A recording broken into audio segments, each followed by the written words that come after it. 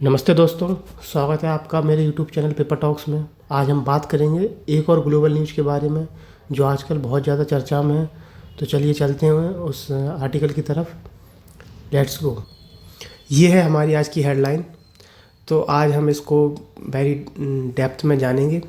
इसमें जो भी ग्रामर अप्लाई हो रही है एंड जो भी वोकेबलरी होगी वो मैं साथ में समझाता चला जाऊँगा। जैसे जैसे बताऊँगा साथ में बताता चला जाऊँगा। तो शुरू करते हैं आज की हेडलाइन के साथ और मैं थोड़ा जूम करता हूँ।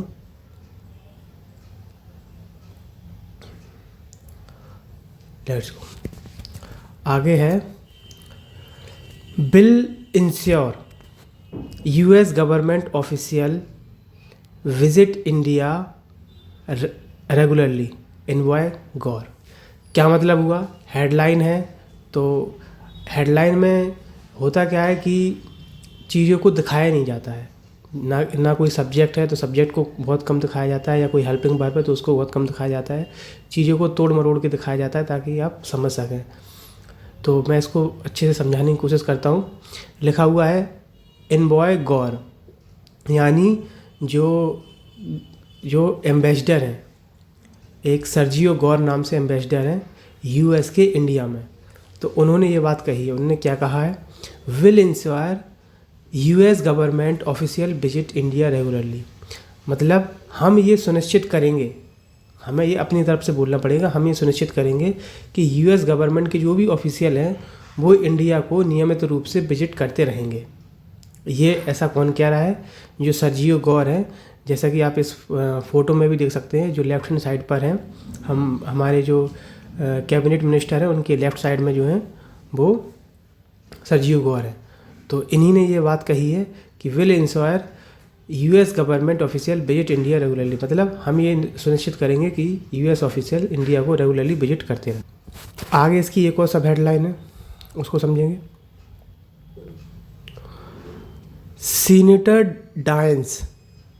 डायंस conclude visit to persuade leaders to include favourable pulse provisions in future FTA. अब देखिए इसको, ये तस्वीर दिख रही है, पिक्चर।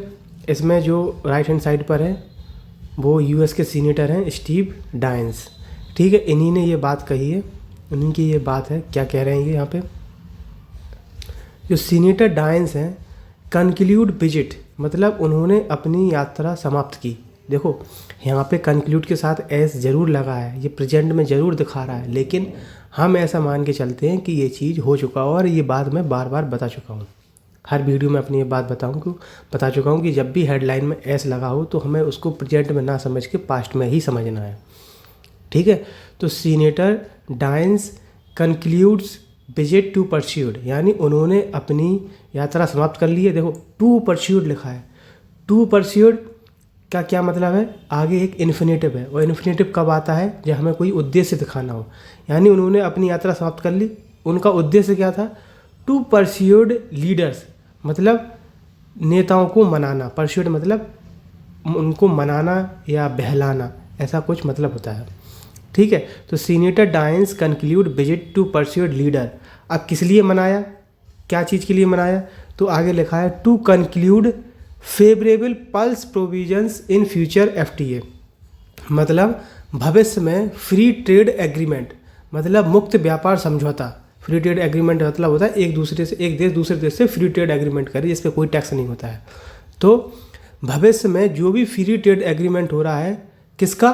पल्स प्रोविजन, मतलब जो फ्री ट्रेड एग्रीमेंट में जो दालों का जो प्रावधान है, दालों का जो अनुकूल प्रावधान है, उसको शामिल करने के लिए नेताओं को मना लिया।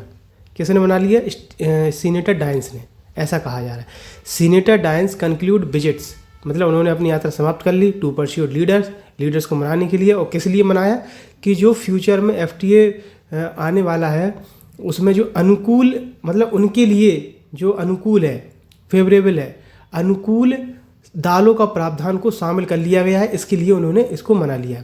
और परस्यू ट्रंप एडमिनिस्ट्रेशन इंटरेस्ट, और ये चीज़ ट्रंप के प्रशासन के हित में आगे काम करेगी। परस्यू मतलब आगे काम करना। इतना क्लियर है, ये हेडलाइन बिल्कुल अच्छे से समझ में आ गई है। अब हम इसके पैराग्राफ के आगे चलते हैं, तो आगे बढ़ते हैं।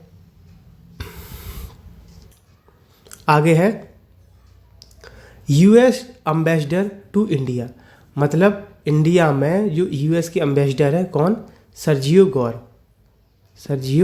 गौर ऑन ट्यूसडे सेड, मतलब जो सर्जियो गौर है यूएस के एम्बेसडर है इंडिया में, ये तैनात है, डिप्लॉय है इंडिया, जो यहाँ पे यूएस की एम्बेसी है वहाँ पर ये डिप्लॉयड है एज एन यूएस एम्बेसडर।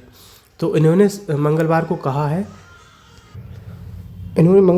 है he would ensure that senior officials of the US government regularly travel to India, मतलब इन्होंने ये सुनिश्चित किया है कि जो सीनियर ऑफिशियल्स हैं यूएस गवर्नमेंट के वो इंडिया नियमित रूप से आते रहेंगे, ये ऐसा दावा कर रहे हैं।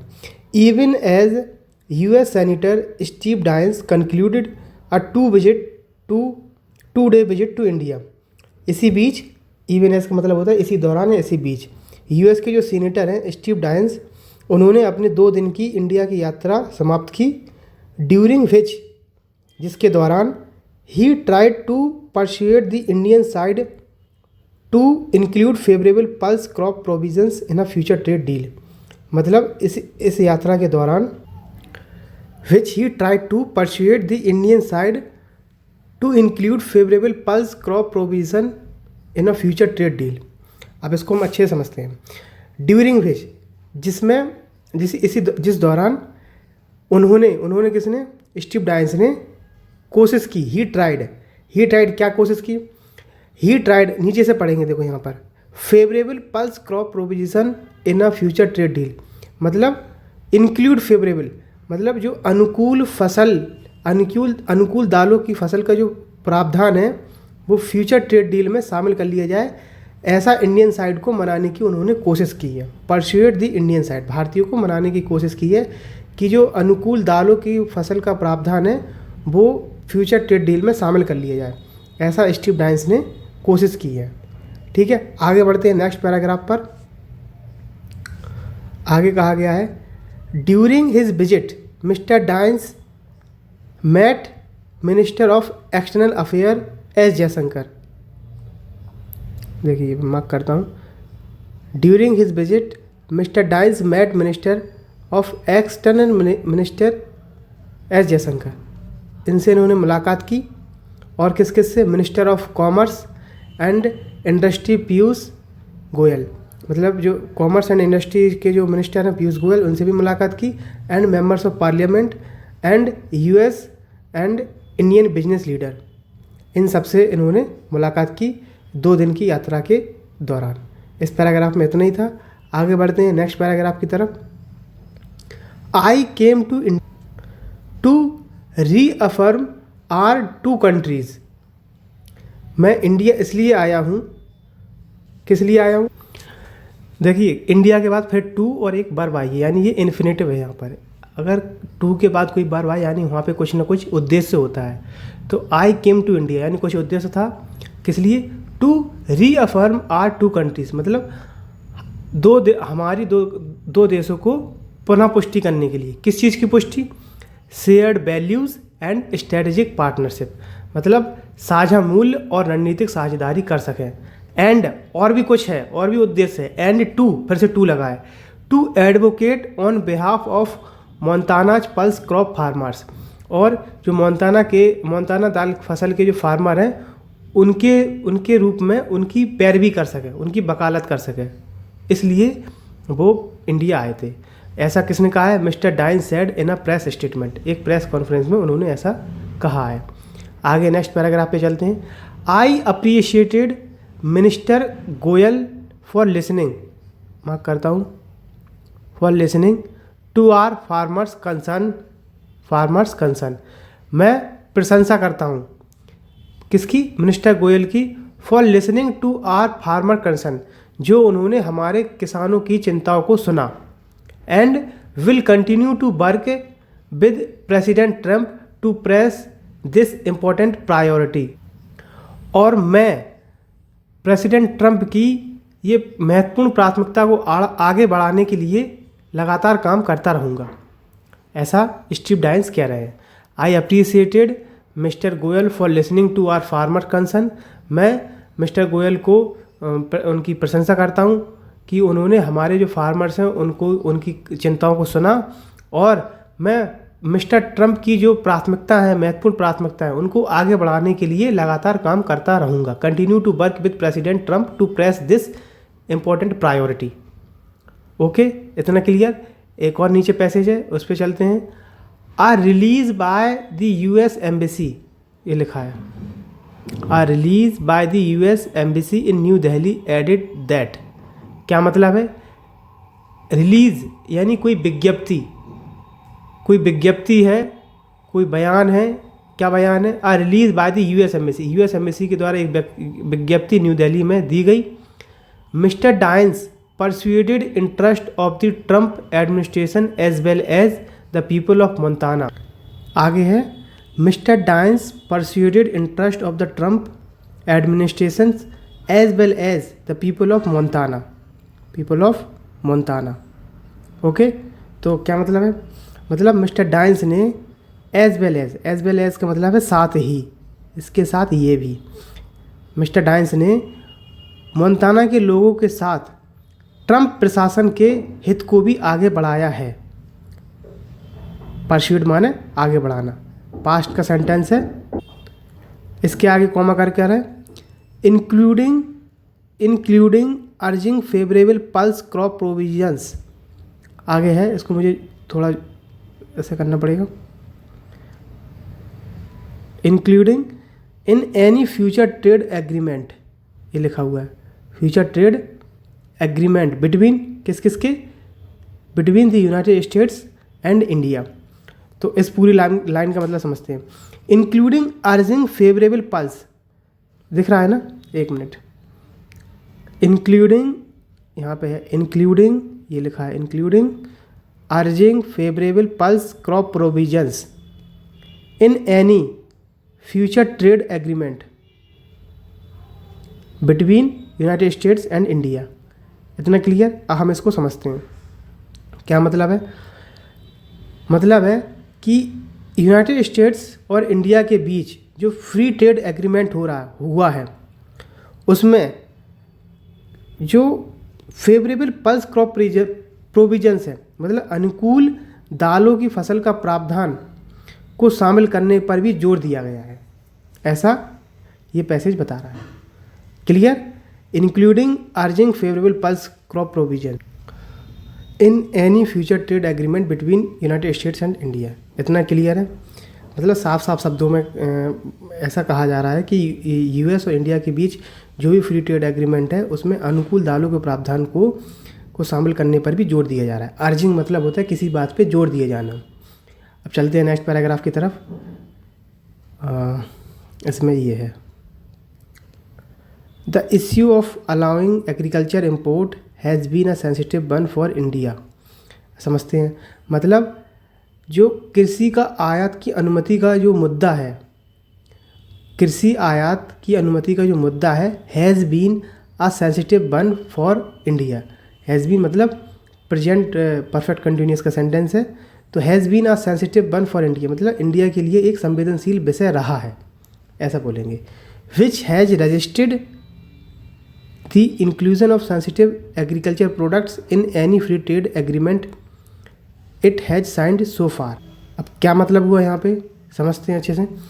विच has registered the inclusion of sensitive agriculture products मतलब जो सेंसिटिव एग्रीकल्चर प्रोडक्ट्स हैं, जो भी सेंसिटिव एग्रीकल्चर प्रोडक्ट हैं, वो इसे शामिल करने से रोकते हैं, विरोध करते हैं। क्यों करते हैं ऐसा? देखो यहाँ पे लिखा हुआ है, इन any free trade agreement, in any free trade agreement it has signed super, मतलब इट किसके लिए आया? इंडिया के लिए आया यहाँ पर। तो इंडिया ने अभी तक जितनी भी साइन किए हैं ना फ्री ट्रेड एग्रीमेंट में, एग्रीकल्चर प्रोडक्ट पर कभी भी साइन नहीं किए कि फ्री ट्रेड एग्रीमेंट में एग्रीकल्चर प्रोडक्ट भी आएगा, क्योंकि ये उनके लिए बहुत ज़्यादा सेंसिटिव है और इसलिए वो इस चीज़ का विरोध करते हैं। इतना क्लियर हुआ? बहुत ज़्यादा सरल शब्दों में एक बार फिर से समझते हैं। The issue of allowing agriculture import has been sensitive one for India मतलब एग्रीकल्चर के जो आयात है उनकी अनुमति का मुद्दा भारत के लिए एक संवेदनशील विषय रहा है। विच हैज़ रजिस्टर्ड, जो उन्हें इस बात का विरोध करता है, द इंक्लूजन मतलब शामिल करना, the inclusion of sensitive agriculture product, मतलब जो एग्रीकल्चर के प्रोडक्ट हैं, जो संवेदनशील एग्रीकल्चर के प्रोडक्ट हैं उनको शामिल करने का विरोध करते हैं एनी फ्री ट्रेड एग्रीमेंट में। और उन्होंने इट हैज़ साइंड सो फार, मतलब इस चीज़ का विरोध किया कि उन्होंने कभी भी इस चीज़ पे साइन नहीं की है कि एग्रीकल्चर प्रोडक्ट को शामिल किया जाए। आगे है commerce secretary Rajesh Agrawal has confirmed that sensitive agriculture issues would be excluded from the upcoming India EU free trade agreement as well. और जो कॉमर्स सेक्रेटरी हैं, कॉमर्स के जो सचिव हैं राजेश अग्रवाल, उन्होंने इस बात को भी कन्फर्म किया है कि जो सेंसिटिव एग्रीकल्चर इश्यूज़ हैं, जो भी संवेदनशील कृषि के मुद्दे हैं, उनको इंडिया और यूरोपियन यूनियन के फ्री ट्रेड एग्रीमेंट में भी बाहर कर दिया गया था, हटा दिया गया था। उनको भी शामिल उस वाले फ्री ट्रेड एग्रीमेंट में भी शामिल नहीं किया गया जो इंडिया और EU के बीच हुआ है। तो हम एग्रीकल्चर का भी जो भी मतलब प्रोडक्ट होता है उनका आयात नहीं करते हैं। ये मतलब इससे हमें पता चल रहा है इस पैसेज से। क्लियर? चलते हैं नेक्स्ट पैराग्राफ की तरफ। आगे है the US however is a different matter as even Indian government official have considered that। अब यहाँ पे क्या बात हो रही है? यहाँ पे कहा जा रहा है हालांकि however मतलब हालांकि the US is a different matter, कि US का मामला अलग है, as even जैसा कि Indian government officials have considered that, और जो इंडिया के गवर्नमेंट ऑफिशियल्स हैं उन्होंने ये माना है, कंसिडर्ड मानना, क्या मानना, that the bigger economy we are dealing with, हम जितनी बड़ी अर्थव्यवस्था के साथ डील करते हैं, the larger concession we would have to give, तो हमें उतनी ज़्यादा रियायतें देनी पड़ती हैं। वुड हैव टू लगा है यानी हमें देनी पड़ती हैं, देनी पड़ेंगी। जितनी बड़ी इकोनॉमी के साथ हम डील करेंगे हमें उतनी ज़्यादा रियायतें देनी पड़ेंगी। However agriculture and dairy remain big red lines for India, जबकि हालांकि और डेयरी प्रोडक्ट्स इंडिया के लिए अभी भी एक बिग रेड लाइन्स बनी हुई है। बिग रेड लाइन्स का मतलब होता है कोई ऐसी सीमा जिसे पार नहीं किया जा सकता। मतलब एग्रीकल्चर और डेयरी प्रोडक्ट हैं वो अभी भी इंडिया के लिए एक बहुत बड़ी मतलब कठिन परिस्थिति बनी हुई है। बिग रेड लाइन ऐसी सीमा जिसे पार नहीं किया जा सकता। बिग रेड लाइन्स का मतलब ये होता है। आगे है एज करके लिखा हुआ है, एज फाइनेंस मिनिस्टर, ऊपर लिखा है as finance minister Nirmala Sitharaman said in June 2025, ऐसा फाइनेंस मिनिस्टर ने जून 2025 में कहा था। आगे बढ़ते हैं। Following his meeting with mister Daines, mister Goyal took to X to say that, क्या मतलब है? ये मीटिंग के बाद, मिस्टर डाइंस के साथ मीटिंग के बाद mister Goyal took to X, took to मतलब उन्होंने जो एक्स यानी जो अब ट्विटर था पहले अब एक्स हो गया, उस पर पोस्ट किया और कहा, क्या कहा? टुक टू मतलब पोस्ट करना, that mister Daines and he had a productive exchange of views on our bilateral relationship. क्या मतलब हुआ अब इसका? तो 3 लोग हैं यहाँ पर, मिस्टर कौन है? Mister Gaur, mister Daines and ही कौन? मिस्टर गोयल। ये 3 लोग हैं। तो इन तीनों ने ही आगे लिखा है दैट, देखो मैं मार्क करता हूँ यहाँ पे, ही हैड 2 बार हैड है, ध्यान रखना, मतलब पास्ट परफेक्ट का टेंस है और एक और हैड लगा हुआ है जो बताएगा, क्या बताएगा कि इन तीनों ने he had a productive exchange of views on our bilateral relationship, मतलब जो उनकी अपनी जो द्विपक्षीय संबंध हैं उनको सार्थक विचार विमर्श, ऐसा बोल सकते हैं, कर चुके हैं। इस पर सार्थक विचार विमर्श कर चुके हैं। कैसे? प्रोडक्टिव मतलब होता है कोई मतलब हमें कुछ प्रोडक्ट उत्पाद मिलना। एक्सचेंज मतलब होता है आदान प्रदान। ऑफ व्यूज़ मतलब होगा इसका अपनी राय देना। तो यहाँ पे एक कंक्लूसिव वर्ड निकालें तो सार्थक विचार विमर्श करना, जो वो पहले कर चुके थे। तो mister Gaur, mister Daines and mister Goyal, ये तीनों लोग जो द्विपक्षीय संबंध के बारे में सार्थक विचार विमर्श कर चुके थे। इस पैराग्राफ से ये हमें पढ़ने को मिलता है। आगे बढ़ते हैं नेक्स्ट पैराग्राफ पर। आगे है, as we work to take the partnership between our two nations to the next level in cooperation. मतलब जैसे जैसे हम दो देशों की साझेदारी के सहयोग में आगे बढ़ने के लिए काम कर रहे हैं। कैसे, देखो मैं समझाता हूँ इसको डीपली।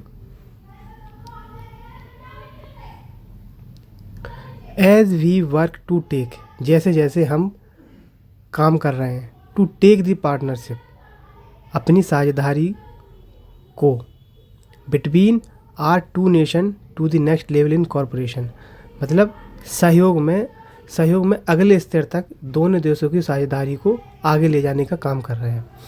आगे है कॉमा करके, I will ensure that senior government official, मतलब मैं सुनिश्चित करता हूँ कि सीनियर गवर्नमेंट के जो ऑफिशियल्स हैं will regularly travel to India, mister Gor said, वो नियमित रूप से इंडिया आते रहेंगे, ऐसा कहा गया है। नेक्स्ट पैसेज है, as a key member of the senate foreign relationship committee, Asia में व्यापक अनुभव के साथ और senate foreign committee relationship committee के सदस्य के रूप में सीनेटर डायंस जो हैं, मैं मार्क करता हूँ, देखिए फिर से, with extensive experience in Asia में व्यापक एक्सपीरियंस के साथ, अनुभव के साथ, as a key member of senate foreign relationship committee, मतलब सीनेट फॉरेन रिलेशनशिप कमेटी के एक मुख्य सदस्य के रूप में senator Daines meetings with officials and private sector stakeholders in New Delhi. क्या मतलब है कि सीनेटर डायंस की जो बैठकें हैं किस किस के साथ, अधिकारियों के साथ, with officials and private sector के जो स्टेक होल्डर्स हैं न्यू दिल्ली में, उनके साथ इनकी बैठकें हुई, बर इंस्ट्रूमेंटल, बहुत मददगार साबित हुई। किस में मददगार साबित हुई? इन एडवांसिंग आर बायलैटरल रिलेशनशिप, हमारे जो द्विपक्षीय संबंध है उनको आगे बढ़ाने में बहुत मददगार साबित हुई, ऐसा उन्होंने आगे कहा, ही एडेड। तो ये था आज का हमारा पूरा आर्टिकल का सार। तो दोस्तों, आज की खबर से हमने समझा कि भारत और अमेरिका के रिश्ते लगातार आगे बढ़ रहे हैं, लेकिन व्यापार समझौतों में भारत अपनी सीमाएं साफ रखता है। अमेरिका जहां अपने किसानों और हितों के लिए दबाव बनाता है, वहीं भारत कृषि और डेयरी जैसे संवेदनशील मुद्दों पर समझौता नहीं करता। साथ ही आपने सीखा कि अखबार की लैंग्वेज में to, that, including, urging, head जैसे शब्द असल में कैसे काम करते हैं। अगर आपको अखबार पढ़कर इंग्लिश समझनी है तो जुड़े रहिए पेपर टॉक के साथ, और मेरे चैनल को सब्सक्राइब, लाइक एंड शेयर ज़रूर कीजिएगा। Thank you.